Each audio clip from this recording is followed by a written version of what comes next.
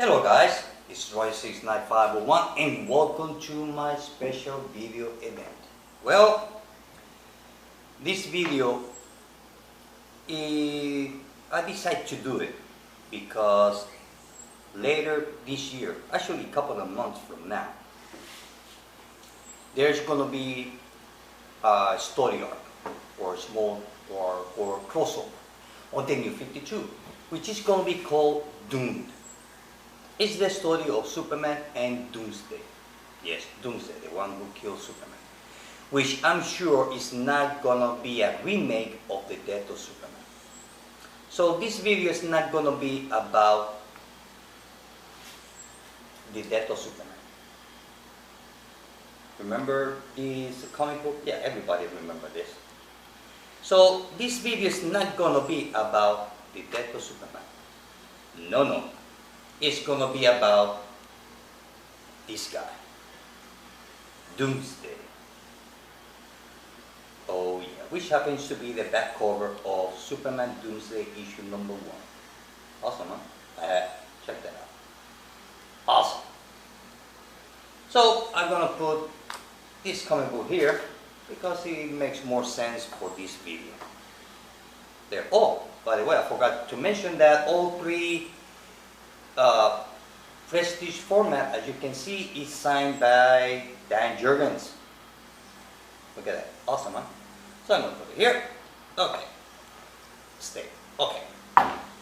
Here's issue number 2.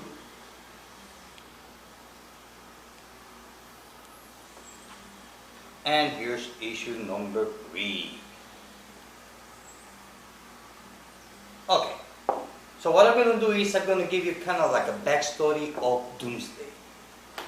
And I'm doing this for the new readers that maybe out of curiosity they decide to read about this new story arc on the New 52. So this is going to be about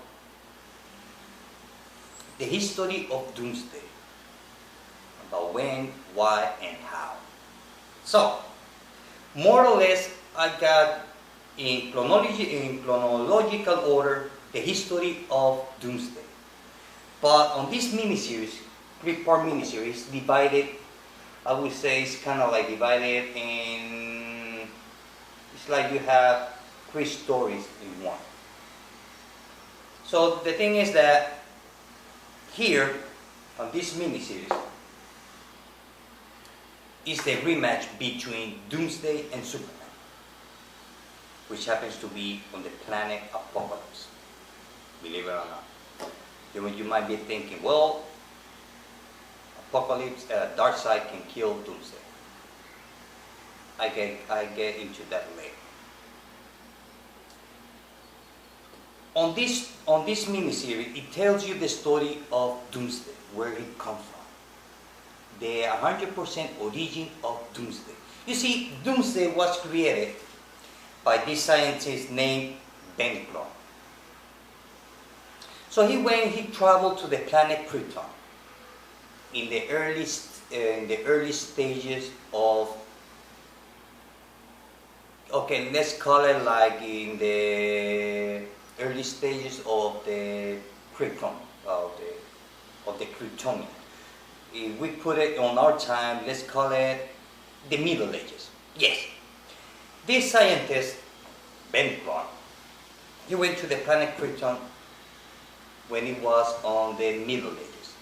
They have no technology. Yeah, they might have some, but So, this scientist, he wants to play God. You see, he have no code of honor when it comes to dealing with DNA and cloning stuff. He just wants to create the ultimate being. So he went to the planet Krypton because planet Krypton has most of the vicious creatures in the universe. So after he went to the planet Krypton, he took a couple of natives of Kryptonian. And he settled a lab in the savage part of the planet Krypton, where all these creatures, the most savage, ruthless and tough creatures in the whole universe. They were on Krypton. It's like it doesn't say on the story if it was an island or what else or something else. So I'm gonna assume that it was like an island continent. Let's say like it was the size of Australia, more or less. So he settled his lab there. So what he did that he took a baby, not Kryptonian race, and threw him to the wilderness. Just a baby. He took a baby alive, obviously, and threw it to the wilderness. And see how long it will last with those creatures. It will last 10 seconds. The creatures came in and ate him up and tore them all apart. Whatever you can come up with, it happens to that baby. What kind of baby it was or what race, it do not say. But I'm sure it was not human. Some kind of alien race. So after they killed the baby, they took a sample of what was left of the baby and cloned it. Right back into the wilderness. Got killed. Take a little piece, clone it again. Throw it back to the wilderness. He got killed. Clone him. Back and forth, back and forth, back and forth. All the time that he was cloned, he was getting killed. But as long that he was getting killed, he was evolving. That's the cool part. He was evolving. To the point where he becomes the ultimate being, which happens to be Doomsday. So, all that what it might take Doomsday, they said that Doomsday race was from some other planet that will take 2 million years of evolution to get here to the ultimate being. Well, this background took him 30 years. So, you can imagine how many times Doomsday got killed a day. A lot of times. So, once that he become Doomsday, this is the ultimate creature. Once that he become that, he went to the lab and killed everybody. He kills Beltron, the scientist named Beltron, who created Father of the God. Because, you see, Beltron has a complex. He wants to be God. And the sad thing is that today, some scientists, although they don't put it on the newspaper, or anything, which I would not be surprised, that right now they might be trying to clone something. Actually, they already cloned a ship. So, you know, I mean, science just going so fast that sooner or later some crazy scientist, in the name of science, might create something. And that's what happened with Bedrock. He wants to be God. For the wrong reason. So once that Doomsday become the ultimate being, he could survive all the creatures of that section of Krypton. Actually, he killed all the creatures. Doomsday came back when Doomsday found out that he has nothing left to kill. So he went to the lab and killed everybody in that lab. Background and some Kryptonians napping. Kill them all. Once that he killed them all, a cargo ship arrived to that sector to leave supplies for the scientists, food, whatever. So once that they left the supplies, they flew away. But Doomsday sneaked inside of the spaceship. That's how Doomsday got out from planet Krypton. While all that is going on, he killed all the people that was on that cargo ship. He killed them all. Until he landed, after all these stories is finished, comes year one, Doomsday. This is annual number 1 of Doomsday from 1995. If I'm not mistaken, yeah, 1995.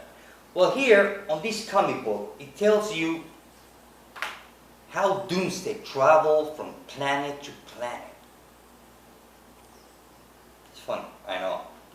So eventually, he ended up in a planet where Darkseid was going to marry somebody. That was the first confrontation between Darkseid and Doomsday. In this story there is the first time where we see Darkseid using his Omega Beam maximum strength against Doomsday. And Doomsday managed to survive. That was the first time that Darkseid was afraid of something or somebody. That was the first time. So Darkseid, he kind of like chickened out and left. Open a boom tube, poof, he left. He left his future girlfriend or future wife, parents-in-law, brothers-in-law, everybody. He got wiped out by Doomsday. Which, while some of the survivors of that planet managed to escape, Doomsday managed to sneak in. You know, he's kind of like the movie Aliens. Same thing. So he travels world, planet to planet to planet to planet. So he ended up being on a planet which is protected by the Green Lantern Corps. And he has a big fight with the Green Lantern Corps. With some of the Green Lanterns that were protecting that planet, which is part of a sector.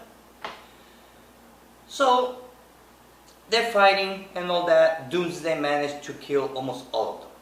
All the Green Lanterns that were protecting that sector. And that planet also. So the Green Lantern Corps got the signal about Doomsday. All the Green Lantern Corps goes to that planet and there's a big fight.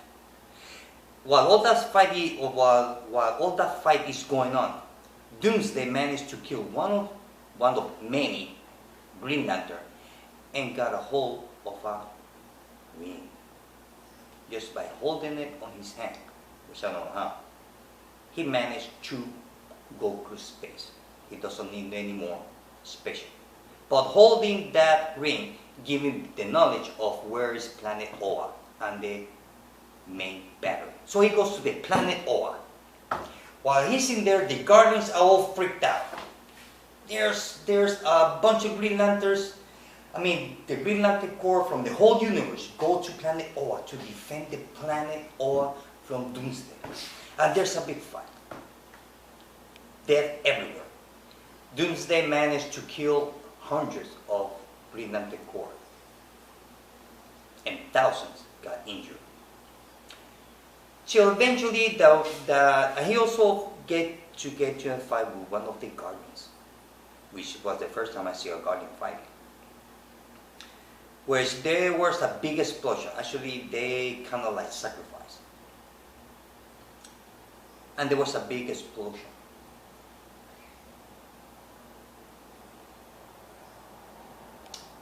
In that explosion, it opened like a hole in time and space where Doomsday got sucked in and be thrown into space. Now, remember, all this happened, it says on the story about 250,000 years ago.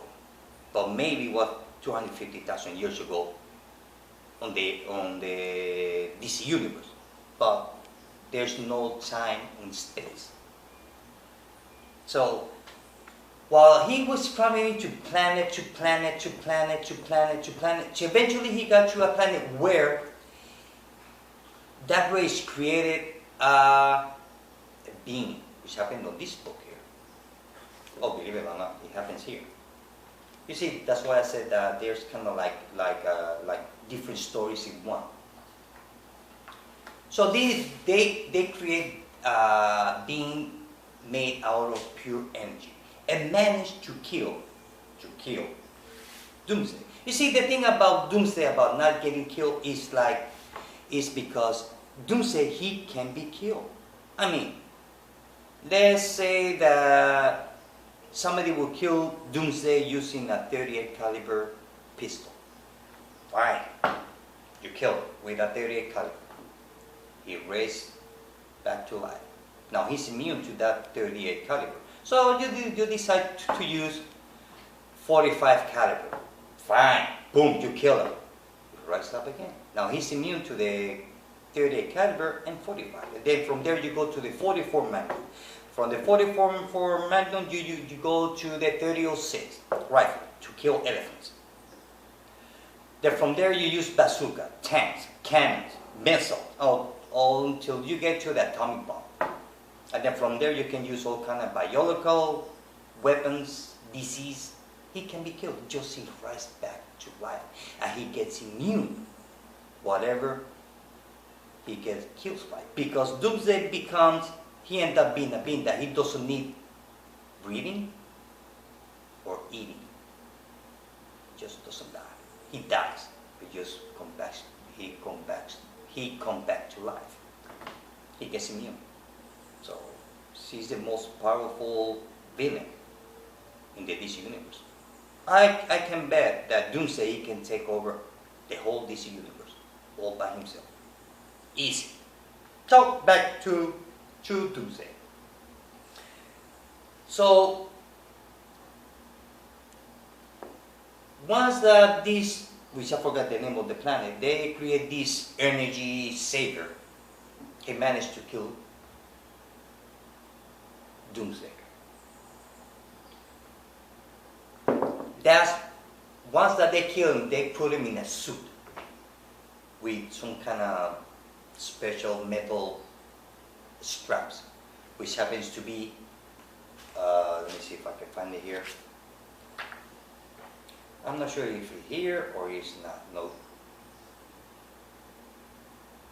Yes, it's right here. But I think it's too small to show it. I'm going to show it here. That's how Doomsday ended up. So that race in that specific planet is the one that put him on this suit, all tied up, and put it on the spaceship. Send it to outer space. Now all that's happening 250,000 years ago, their time. So while he's just wandering around on the space, he ended up on planet Earth many thousand years ago, our time. I would say it was after the dinosaurs. Maybe when his impact Earth, maybe he's the one who killed the dinosaurs. Who knows? So he remained dormant in that spaceship on planet Earth for many thousands of years, until finally he wakes up.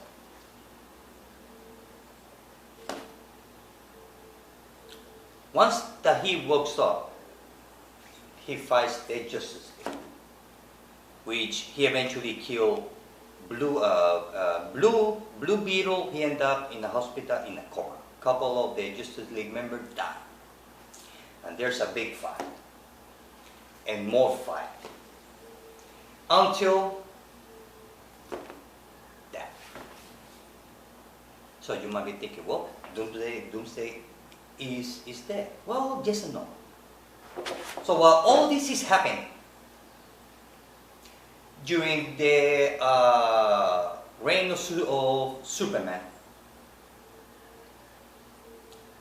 this guy,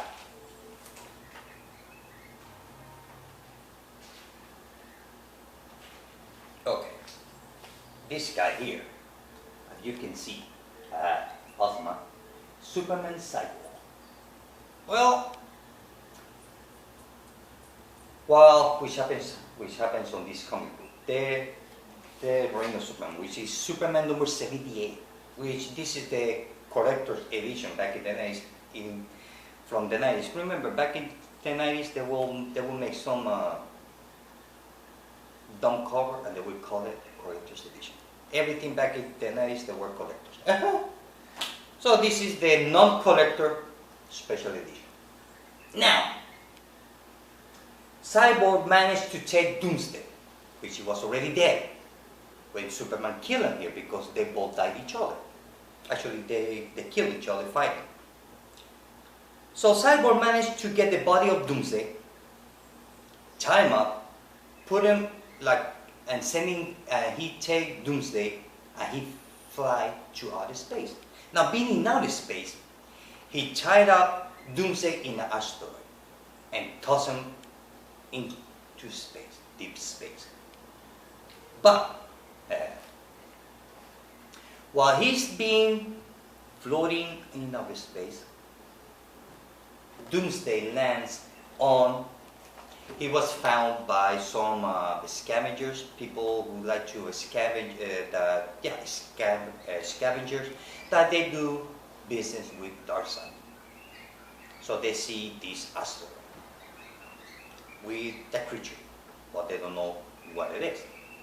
They just see the asteroid. Say, look, there's an asteroid floating there with some cables. Maybe we can sell it to Darkseid. I said, sure. Beat me up, Scotty. So they take that asteroid, without knowing that in the asteroid it was tied up. Let me see if I can find it here. It was, I think, it was here on issue number 1, which happens to be that. Oh yeah, you see Doomsday here. You see? So they only saw the asteroid, but they did not realize that on the other side there were Doomsday tied up there. So once that they arrived to Apocalypse, Doomsday,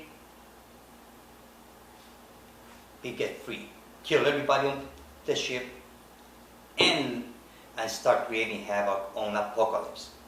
Now this is the second time that Darkseid confronts Doomsday, because the first time happens here, it's some other planet. The thing is that the reason why Doomsday was tied up on an asteroid is because of him, Superman Cyborg. You see, once that he left it out there, he left like a chip of him on the back of Doomsday, thinking that maybe he might end up or land or being rescued by some intelligent civilization. He never figured that he will end up being on Apocalypse. So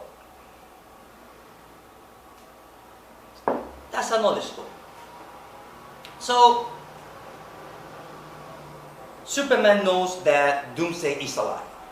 That's after the death of Superman, the funeral, and the real Superman, to finally the original Superman rise from the dead.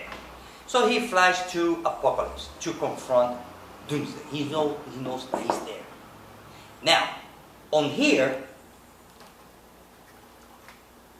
although here he was afraid, on this one here, he got afraid of Doomsday. But on this mini-series, they actually get into a fight. Actually, Doomsday beat the hell out of Darkseid. That almost leave him unconscious. Actually, Superman saved Darkseid's life using the mother box. Believe it or not. Believe it or not. That was a chance to let Darkseid die, and everything will be over. Let him die. But we all know that Superman, he was like a Boy Scout, so well, he did not take the chance. So he saved Darkseid. While all that's going on, Cyborg managed to detach from Doomsday and take, because Superman Cyborg have the ability to take any shape where there's electricity or technology, kind of like Brainiac. Kind of. So, while all this going on with Cyborg, Doomsday start fighting everybody. Until finally, Superman shows up, saves Darkseid's life, and start fighting Doomsday. The thing is that they give him like some kind of like a special armor to defend himself against Doomsday. There's a big fight going on. After they managed, supposedly, die with the help of Wave Rider. What they did was that once that they managed to subdue Doomsday, Wave Rider took Doomsday and sent it to the end of time, sending it through space and time till the end of time, where nothing can be alive. Nothing. I mean, it's the end of time. After the end, there is nothing. So, supposedly he's supposed to be dead. Although, on top of that, Superman Cyborg tried to control Doomsday, which he never managed to. So, Superman Cyborg was torn apart and saved the planet, and Superman saved Apocalypse. Superman returns to Earth. So here, now after he returns to Earth, this is where this comic book makes sense, because this is Superman telling the story of what he knows about Doomsday. You see, the thing about Doomsday is the way why he hates Superman so much is because Doomsday was created in the planet Krypton. Even though that he created was some other alien. But just being on planet Krypton, he believes that every Kryptonian is his enemy of Doomsday. That's why he hates so much Superman. Not because the Kryptonian did not create Doomsday. It was the alien scientist. But guilty by association. So that's what happened. And that's the end of Doomsday. Now, on the New 52, this comic book comes up. This one is Batman Superman Doomsday issue number 1. So here, they tell you the story of the death of Superman, or kind of like a legend. But they did not tell you the origin of Doomsday of the New 52, which I believe that they are not going to change. They might change the story of the death. You know, if they decide to change the death of Superman's story, I can live with that. That's okay. But they cannot change the origin of Doomsday. If they're going to do it, well, they better do it better than this one. So, he shows up. And Doomsday is locked up in the Phantom Zone with Zod and Fiora. The thing is that seems like Zod, he can control Doomsday. I don't know to what extent, because there were some other story of Doomsday after the year 2000. There were some other story of Doomsday, which I never read. So once that this story is over, there's Superman Wonder Woman issue number 1. This is the first time here we get to see that Doomsday is out of the Phantom Zone. He's loose. And he have a big confrontation with Wonder Woman. Which actually, Wonder Woman, she get her arm broken by Doomsday. This is the first confrontation between Doomsday and Wonder Woman. So this is the first time that Doomsday is on the New 52, and he breaks Wonder Woman's arm, just like a toothpick, just like that. So here Superman tells the story of Doomsday. He knows it. So Superman has his doubt that if he can fight Doomsday. That's as far as I know. What I read on different websites is that it's not going to be a remake of the death of Superman. How they're going to do the story, I don't know. But the reason I'm doing this video is so that way you can have a little bit of backstory of Doomsday.